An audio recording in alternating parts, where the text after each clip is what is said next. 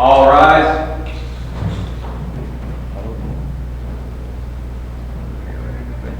Still early. The Court of Appeal intended for the 5th District of the State of Florida is now in session. The Honorable Brian D. Lambert, Judge, presiding. All persons having business before the court, draw near, give attention, and you will be heard. May God save the United States of America and the State of Florida and this honorable court. Please be seated.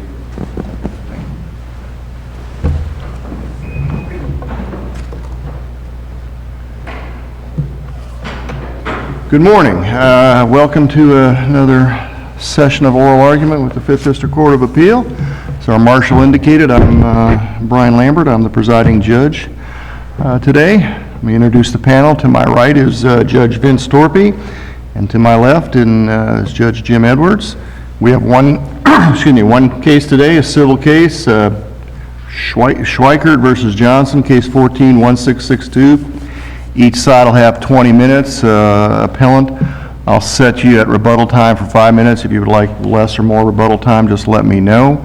If you have any type of cell phone or any electronic device, please either turn it off or in the mute position so that it does not distract the attorneys or the court. Again, we just have one case, so counsel, if you're ready, you may proceed.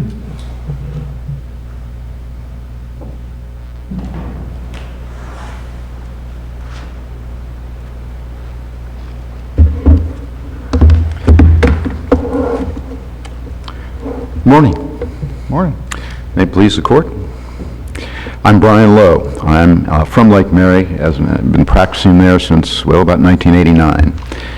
Before that, I practiced in the District of Columbia and in the state of Virginia. It's called the Commonwealth of Virginia, but most people don't think of it that way. I practice in Florida only now and have since '89. This case involves two parties. It's a post-divorce action. Walter Schweickert and Susan Marie Johnson. Mr. Schweickert is here this morning.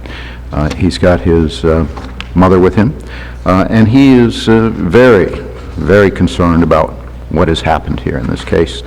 The parties were married, I think it was about 1990. They had had a long-standing relationship before that, and they knew each other even, I would say, in high school as friends, and had dated for many years before they got married. Mr. Schweickert became disabled in 1986 before he was actually married to her. They had a child as well. The child had, for all intents and purposes, by the time of the divorce, grown. There were no real issues involving custody of the child. The only issue we have on appeal has to do with the disposition of the house. Is that right, sir? Yes, Your Honor, that is correct.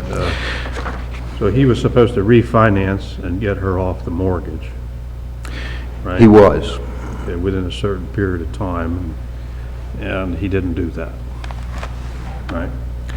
He was not able to do that. He was not able to qualify.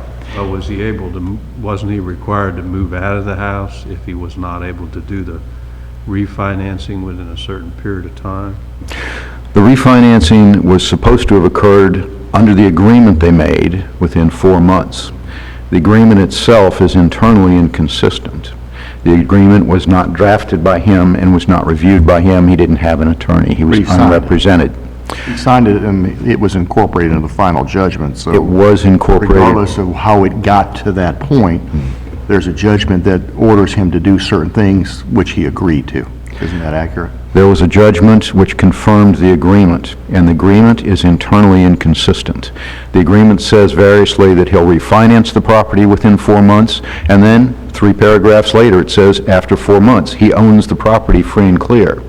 The agreement had various provisions in it, including a provision which said, we understand this agreement can't be enforced by contempt. Now that's pretty serious for them to agree to that. That's my question here, which was he was supposed to refinance. Didn't it say that if he didn't refinance within a certain period of time, he was supposed to move out of the house? It said that if he didn't refinance within a certain period of time, he would list the property for sale. The idea was he would move out of the house and sell the property. The agreement, counsel, you're not answering my question. I mean, did the agreement say that if he didn't refinance it within, I think it was 4 months, that he was required to move out of the house? I have the agreement here, if Well, I I mean, can you're the- refer to it directly. You should be very well schooled. I'm aware of the agreement, Your Honor. The agreement was inconsistent in various ways, and he was supposed to move out of the house. He was also supposed to own the house free and clear. She did not object initially that he did not comply with the agreement, and she did not try to enforce the agreement in a way that would force him to sell the house. Well, I She mean, chose a so different in essence, your method. answer, to following up Judge Torpey, your answer is, he is required to vacate, and he was also required, if he didn't refinance within the first 4 months, to then list the property for sale within 30 days. Isn't that accurate? That is accurate. Okay, so if he was unable to refinance, then during during that period right after the 120 days, he had to vacate and list the property for sale with a realtor within 30 days. So in essence, he had a 150-day window to get these things done, giving him Yes. the best spin on it. Yes. Okay, and He was didn't- unable to do so. do that. He was unable to refinance. Okay, so then that triggered the next part. That, she sat on her hands and did nothing about it, waiting for him to refinance. In addition, she was required to have paid certain expenses during that 4 months because he was unable to take care of himself because he was disabled. During that time, she did not pay those expenses. In fact, he testified he paid many things. He was paying a lot of the different expenses on the property, and he continued to do so after the 4 months was over. He was occupying the In fact, property. he had a year and 4 months, because at the July 2013 hearing, Yes. didn't the magistrate, with consent of the former wife, agree that he could have until August 30, 2013 to complete the refinance that, was his name, Mr. Tolbert said was going to happen? The rehearing was, in fact, in September, and Mr. Tolbert did say he would refinance him. Mr. Schweickert, July, there was a first hearing in you July. have until August 30th to do it, which would be a year and 4 months. Yes, and he was never able to qualify despite the fact that the people he had relied upon told him he would. I brought Mr. Torpey, I guess it was, no, not Mr. Torpey, Mr. Tolbert, I'm sorry, into the court, and he promised to the court and to us that he would refinance this man in that time, and it turned out not to be true, whereupon Mr. Schweikert's mother liquidated her own accounts and liquidated retirement funds so that she could pay off this mortgage. When I went back and I appeared before the court and said, we're ready to pay off the mortgage, that was not considered an acceptable form of satisfaction. Now, I did pay off the mortgage. The mortgage is paid off completely, and it was paid off before the trial judge, Judge Schoonover, had an opportunity to consider the matter and review what had happened in front of the magistrate. Unfortunately, she did not take into account or ignored completely the paying off of the mortgage. There is not any harm whatsoever to the appellee in this matter. She did not testify that she had problems because this mortgage wasn't paid off until it was paid off. Eventually, it was paid off. That's not really the issue, whether she's harmed or not, is it? The issue is whether your client willfully violated the order that required him to do certain things. I don't think he did willfully I violate understand it. you don't, I mean, if you said he did, we probably wouldn't be having this discussion. I understand you don't think he did, but that's what the issue is below, and then now before us is whether that is an erroneous, reversible decision of the trial judge, right? I agree. Okay, well, so that's what we're talking about, whether the ex-wife is harmed or not harmed, happy, unhappy, that really isn't the issue today. The ex-wife brought up the issue, and she brought up the issues of equity in this throughout the hearing for some reason, despite the fact that it was a contempt. There was never, as a contempt, actually any purge stated in the contempt. There was never a finding that if someone does this, then the contempt will be purged and it will be gone. Instead, the judge relied entirely on what the general master did and said to find that the general master held there was contempt. Well, the magistrate, excuse me, I go back to when they were masters. The magistrate was, in effect, not just a fact finder. She was finding law, and she shouldn't have been doing that. You'll find a pleading in the record filed by me after the mortgage was satisfied and before the judge had it, showing it was satisfied. This issue of whether he should or should not refinance as it relates to contempt. And again, they chose the method of contempt for some reason and then tried to turn it into something else. This issue of contempt, Why wouldn't it be a contempt proceeding? You say they chose this contempt proceeding for some reason. I mean, he was required to do an act, he did not do the act timely, why isn't that enforceable by contempt, regardless of what the agreement says? the contempt, the enforcement of final judgments rules have been changed from what they were when I first learned them. The issue, as it relates to this case, is what to do to compel the performance of an act, which is what the judgment said should happen, was an act. It says if the judgment is for the performance of a specific act, that's 570A, in this case today, C. Number 1, the judgment shall specify the time within the act shall be performed. That it did. The procedure set forth here for that is if the act is not performed within the time specified, the party seeking enforcement of the judgment, which is what they sought, shall make an affidavit that the judgment has not been complied with within the prescribed time, and the clerk shall issue a writ of attachment against the delinquent party. What does a writ of attachment do in this context? I'm not sure that's the Well, that's the procedure. point. I mean, That's, It seems appropriate to have a contempt proceeding. I mean, if you take it out, if let's say you had a scenario where you can live in the house for 120 days and then you have to leave. That's part of the agreement. After 120 days, the person who is supposed to leave doesn't leave. If I'm the other side, I would file a motion for contempt saying, Judge, there's a judgment that says he's supposed to leave, he hasn't left, hold him in contempt, and then as a circuit judge, you'd put the person, if you found it contemptuous, you could put the person in jail, and then they would have the key to the jail by simply leaving and complying. Now, that would be their purge. I mean, that seems again, I've done it lots of times as a circuit judge. That seems completely appropriate.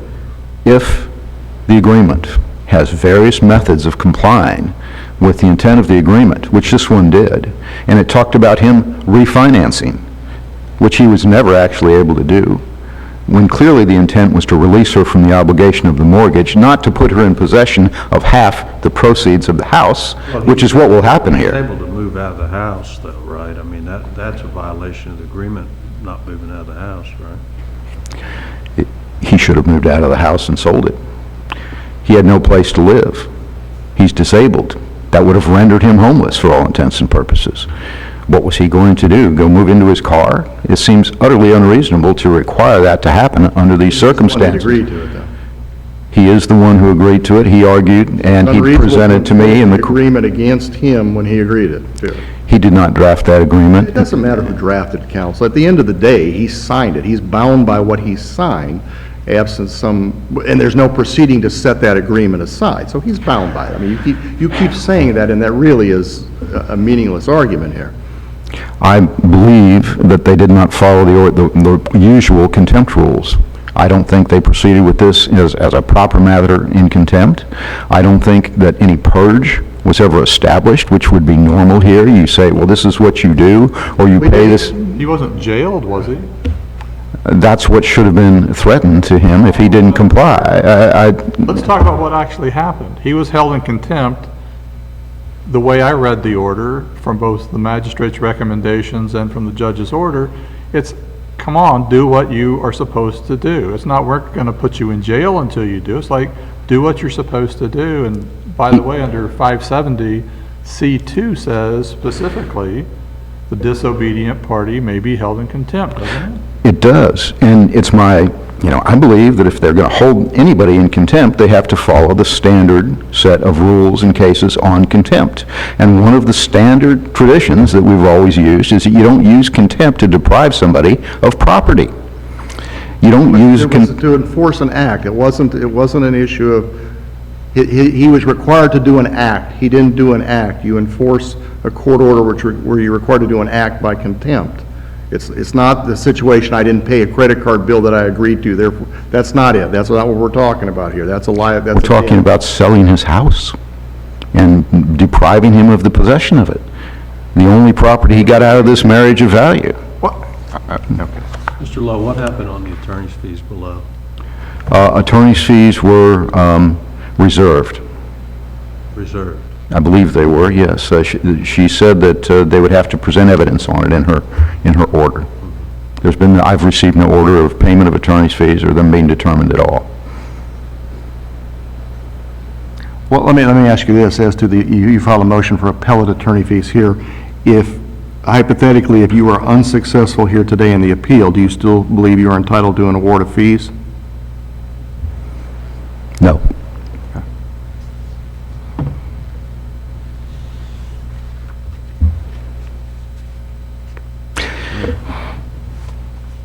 How much time? 6 minutes left? I'll save that for rebuttal, Your Honor. Okay.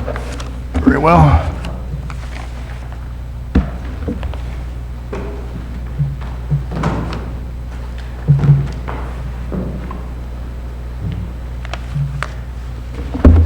Good morning. May it please the court?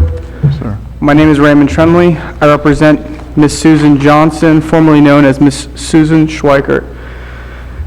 The court has already got an idea of the fact that this is a bigger picture issue. The issue is not so limited as to whether or not Mr. Schweickert was capable of refinancing the mortgage. It's much larger than that.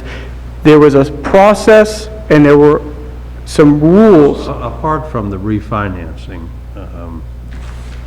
which he asserts he was unable to do, what other breaches of the settlement agreement were there? Certainly, Your Honor. The whole idea of the marital settlement agreement and of a divorce is for the parties to be separate, to live separate lives, and to be able to move on. By failing to refinance, he then subsequently failed to vacate. Were there other terms in the settlement agreement that he breached? Well, the testimony from the lower court was that both parties had agreed to modify the terms of the marital settlement agreement to the extent of who was paying whose bills. There was an issue that Ms. Johnson testified to that he stopped paying. I'm just asking you to list for me Certainly, Your Honor. your position as it relates to other breaches of the contract. So far, you haven't quite zeroed in on my question. Certainly, Your Honor.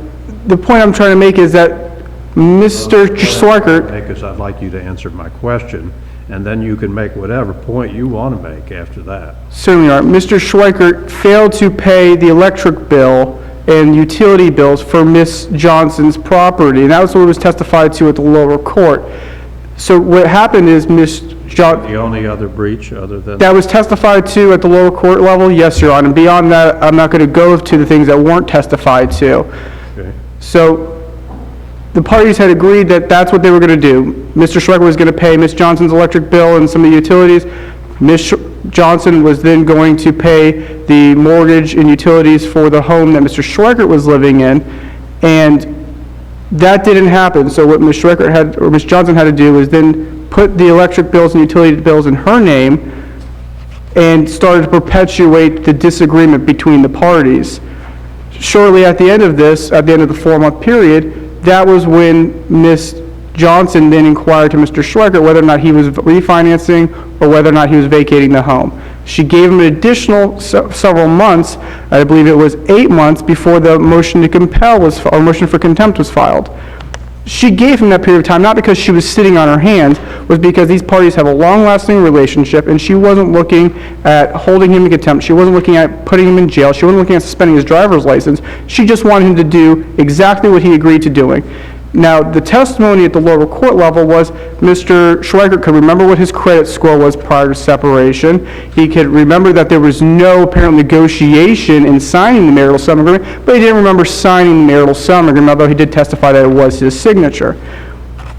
What we're discussing here today is whether or not the trial judge, Judge Schoonover, had the ability, and whether it was erroneous for her, to ratify the report and recommendation of the general magistrate. And the arguments that were raised are the arguments that counsel raised today. And this court has really zeroed in on the issues that I wanted to zero in on, the issues that I zeroed in on in my answer brief. And those issues are as follows. Mr. Schweickert was capable of vacating the home. He refused to vacate the home. The reason that's important in the case that I cited, it's the second DCA case, Roth, is the fact that the whole reason why the court has the ability to enforce things via contempt is because there has to be some teeth behind the agreement. If there's no teeth, parties are going to willfully disregard their agreements. Now, this is important because counsel has argued that the substance of the motion was improper, therefore the relief sought was improper, and that's simply incorrect. What the court looked at, and you can read between the lines throughout the transcript, is the court said, July, we're going to give you the benefit of the doubt. You've presented this mortgage broker, you testified that you want to do this, we'll give you the benefit of the doubt, we'll give you an extra month and then an extra 30 more days to do what you're supposed to do, even though it's already been 8 months, even though it's already been almost a year, and we will allow you to try to do what you're supposed to do. And when they didn't do that, they returned. The judge was frustrated. The mortgage broker wasn't there testifying, saying, sorry, I know I said that I was going to be able to refinance. I can't refinance. He just doesn't qualify. The mortgage broker was never there. All that was there was the testimony of the parties, and Mr. Schweickert then said, I didn't qualify. What has happened with attorney's fees? Certainly, Your Honor. As the issue to attorney's fees, it was reserved at the lower court level. We had presented affidavits, we had presented things, and then the court said, pursuant to the agreement between the parties, they allowed the parties to step aside, discuss whether or not there was going to be a stipulation as to the reasonableness of the attorney's fees.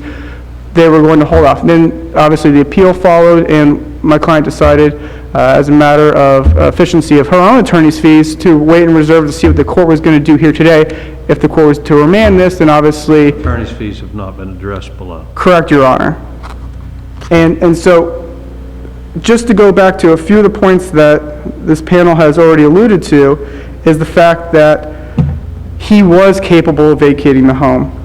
Regardless of the title of the motion, the case law is quite clear that motion for contempt can be used to enforce an agreement. Now, they cite this language in the Marital Settlement Agreement that says you can't enforce issues that are solely property settlement.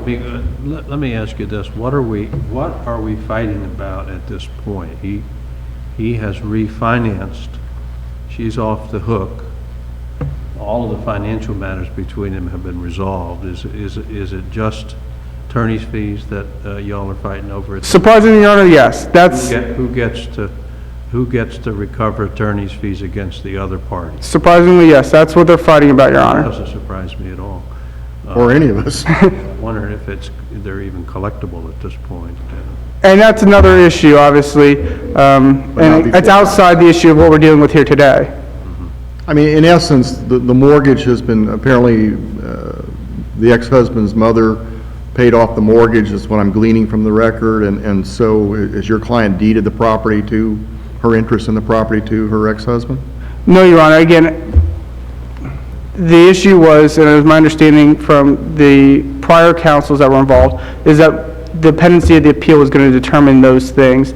Now, Well, doesn't the agreement say the wife, I mean, if your client, if the ex-husband had refinanced within the 4 months as contemplated or hoped for by the agreement, it looks like subparagraph D of paragraph 7D says the wife shall execute a quitclaim deed to the husband conveying to him her right title interest within 10 days after refinancing. correct, Your Honor. So if he had done that, then she would have been obligated to do that. Certainly, Your Honor. Well, and I understand it's not timely now, but essentially, they've gotten the best of all worlds, for lack of a better term, because the mortgage has been paid off. So your lady is not on she's not personally obligated on the prior note, and now, shouldn't she deed the property to him? Certainly, Your Honor. And So are you telling me that if you win today, if you win the appeal today, that she will then deed it because you're all done? yes and no, Your Honor. If I may, even though it goes outside the scope of the brief, what the strategy would have been, there's an Acker case. It's Acker versus Acker. And essentially what it says is that assets that were divided of the marriage, you can go after the portion that you were not entitled to during the marriage to recover a contempt action.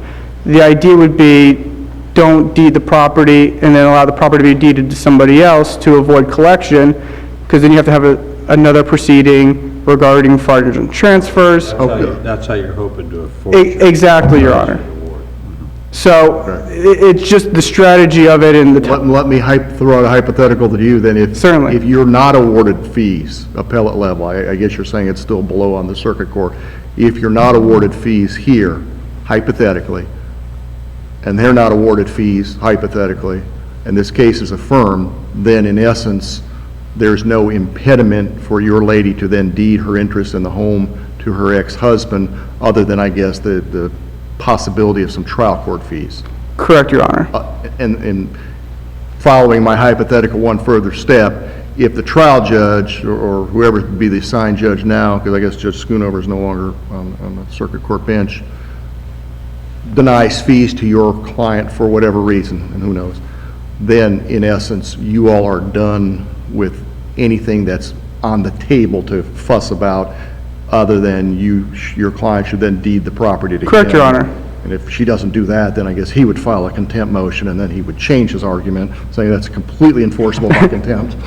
And that's exactly, Your Honor. All right. Your client's not really looking for the house to be sold and her to get half. She's looking for security for payment of her attorney's fees if she's awarded attorney's fees. Exactly, Your Honor. And this was never about the house being sold. It was about being able to move on. Both of the parties, I don't want to go there because that goes outside the scope of the record, but both of the parties want to move on. It's just this case is lingering and keeping them together. And so the only thing I want to raise to the court about the decision here today, regardless of whether or not it's affirmed or reversed, is there may be a conflict, and the second DCA is certified as a possible conflict between the fifth and the second regarding the issue of whether contempt can be used for enforcement purposes. There was a one-page opinion entered by the fifth DCA in the LaRoche versus LaRoche case, and that was a Judge 1990. Griffin wrote that. I'm Judge sorry? Griffin's opinion, 1994 opinion, Judge Griffin? Yes, Your Honor. But we've also got the Riley opinion that says you can use contempt. for- Exactly, Your Honor. And there was just that possible conflict that, obviously, for practitioners like myself who do most of the trial work, to have the distinction, especially in the fifth, to say that, yeah, we understand, but this was just a very limited issue, I believe would be beneficial because of the rule change, obviously, with 1.570, and with the fact that there are certain actions that aren't a debt obligation. And this is not one of those debt obligations. You know, a debt obligation requires the payment of money or the payment of an obligation as a result of some kind of contractual agreement, and that's not the situation. Well, Judge Torpy enjoys en banc proceedings, so perhaps we'll let him take a look at that.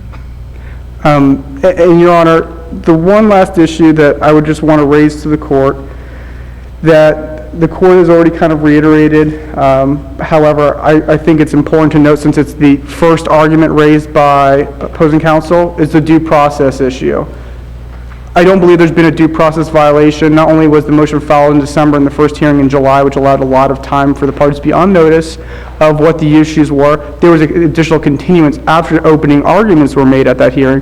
I don't believe there was any type of lack of notice of the issues that were to be raised. The other issue they raised is the opportunity to be heard, and that argument is basically focused on the unclean hands. And in our brief, we basically say, had the court allowed the appellant to raise an affirmative defense of unclean hands on the day of trial, that would have been a due process issue because there had been no prior notice. And so I think Husband's that... counsel made the arguments, asked the questions of the witnesses, and in closing argument to the magistrate, talked about 2 or 3 different instances of unclean hands. Exactly, Your Honor. So, and there was no other proffer of anything that was left out. Exactly, Your Honor. And that's the point that I want to raise, is that there was no additional proffer to preserve that issue, to state that there was some type of due process issue, that there was some type of lack of notice or opportunity to be heard, because it was heard. There was testimony taken regarding the parties' actions, and the general magistrate, in my opinion, was very lenient in her initial ruling and then allowing the testimony to come in.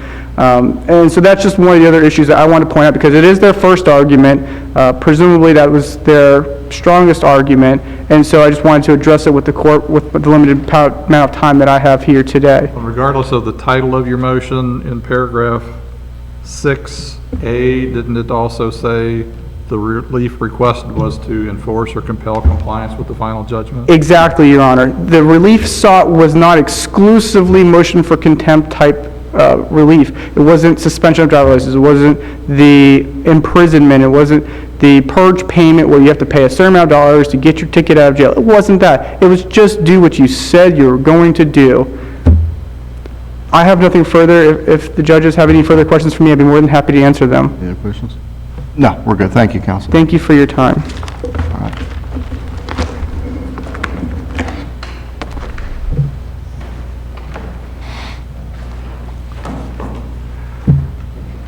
Okay, Mr. Lowe, you have 6 minutes, 12 seconds on rebuttal. Thank you. Yes, sir. In response to the arguments that have been put forward by the appellee, I do believe there were many due process issues that are applicable to this case. One of the more interesting ones was if you'll, in the transcript of the first magistrate's hearing, you'll see at the end of it that the magistrate says to me specifically, this next hearing, anything can be presented. You can bring in all issues. You can present all evidence. There's no problem whatsoever with that. Then when you read about 3 to 4 pages into that second hearing, you'll see her cutting me off and saying, we're only going to be restricted to whatever was presented at the first hearing. And she did refuse to allow a lot of evidence in. She didn't want to have it What proffer in. did you make of what evidence was not permitted? It had to do with misbehavior. No, what proffer did you make? I showed her what I intended to introduce in the way of evidence, and she said, I'm not going to let you introduce that.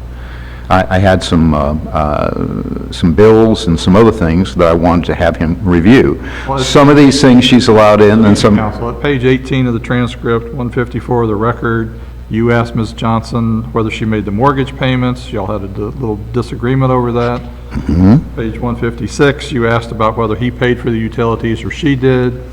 So you got in the testimony about the bills. Got in some of it. Page 158, you asked about whether or not she sent the mortgage over like she should have, and then whether she, or not the mortgage, the deed, and you asked... I did get some of it in, I did.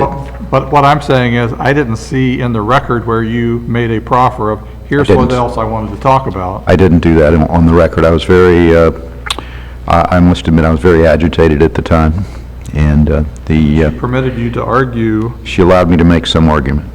3 different instances of unclean hands, not paying the bill, not providing the deed, so on and so forth. So, again, what specific arguments and what evidence on the unclean hands were you not permitted to bring in that you proffered so that we can review it? I don't have it. There were some things I wanted to introduce, and there was a number of exhibits that I had, and she was only willing to allow me. Right, I mean, that's No, our it's not on problem. the record. It's not on the record. It's Right, not we're on the limited record. in what we can do for you and your client to what's in the record. Well, what is on the record is she said she would restrict her consideration of evidence to only matters which were addressed in the first hearing. Yeah, but we- Now, she could allow all the evidence in that she would... How can we help you with that? There's no proffer. Well, I don't know what she considered in her mind or not. She could allow everything in and still... Burden on appeal to show us that the evidence that was excluded was significant evidence, that it, you know, you had that burden, and Yes. apparently you haven't helped. I don't have a record to present to Say you. again? I do not have a record to present to you on that. All I have is her statements that she would only consider issues which were addressed at the first hearing. I don't think that gets you where you want to get. Well, I think she can't say that when she's already said the second hearing was going to be a continuation of the first. You understand that, let's just assume for the sake of argument that it's error. The question is whether it's a harmful error or not, and we can only make that determination if we know what was excluded substantively. I have no way of knowing what was going on in her mind either. I don't. And I don't know what she actually considered, except what she wrote down. Do you agree with the statements of Appellee's counsel that what it's come down to here is the attorney's fees below? Yes, and I have, and continue to try to resolve that. I do believe that the Marital Settlement Agreement precluded them from using contempt. Now, the proceeding below was a contempt proceeding again. And the Marital Settlement Agreement said that the provisions on property settlement wouldn't be enforced by contempt. Yet they went ahead and did it. Now, I know we can talk about, well, there's form, there's substance.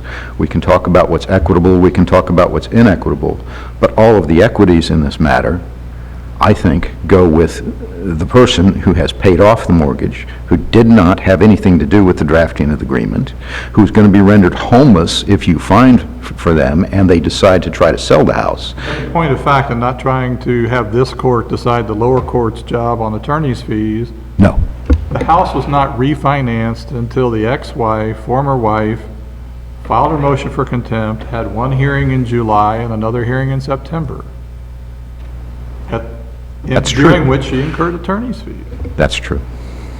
And it wasn't until that attorney's fees was incurred that the refinance was finally completed, correct? The hearings occurred. The money was available at the time of the last hearing to pay off that mortgage. You'll see that proffer in the file. And they indicated that was not good enough for them.